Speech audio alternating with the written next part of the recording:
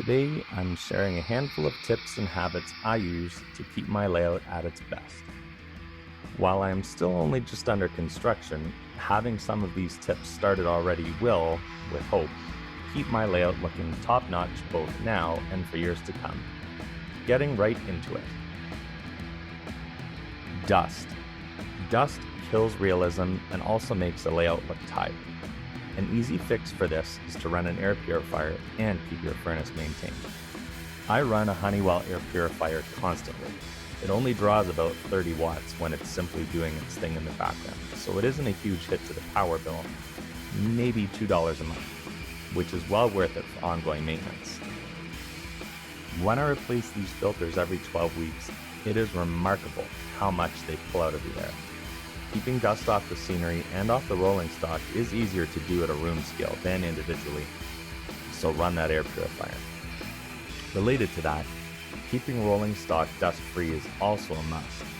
I use a soft bristle brush to gently sweep off the rolling stock while being careful not to damage any details. While real life is grimy, rolling stock that is dust-covered pulls your focus from the equipment to the cleanliness. So this is also a must. Humidity. Large humidity swings can cause benchwork to swell and retract, and with this, track itself can expand or shrink too. This can result in derailments where there were none in colder months or vice versa, and can even cause shorts in places like throws where metal that wasn't in contact suddenly is due to expansion or contraction of materials. I keep a dehumidifier running constantly for that, and it is draining to the floor drain. This way, it is zero ongoing effort by me, but it does what I need it to do. My basement is always between 17 and 19 degrees Celsius year-round, and humidity drops as low as 40% in the winter. Or, it is at its summer high right now at 52% with the house air conditioning running.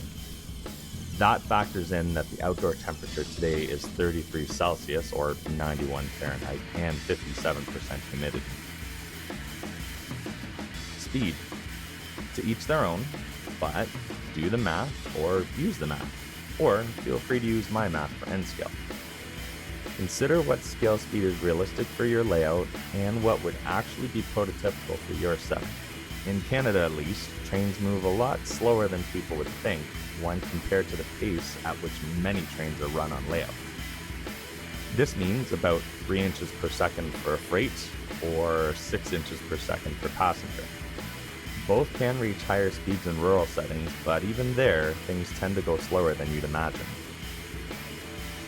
Cleanliness. Putting things away and throwing away scrap immediately keeps things looking professional. Same idea for keeping boxes or storage out of sight from the actual layout. When the room looks cluttered, it feels smaller and your eyes are drawn away from the railroad.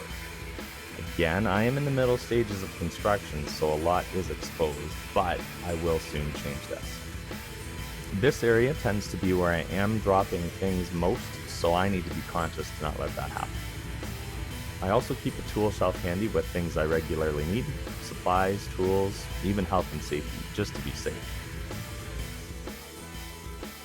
A skirt. Finishing touches make a huge difference. The cheapest yet most dramatic change I made was installing a felt skirt around my last layout. At last check, it sells for $7.50 a yard at Len's Mill, so for my last layout, in today's money, it cost under $100.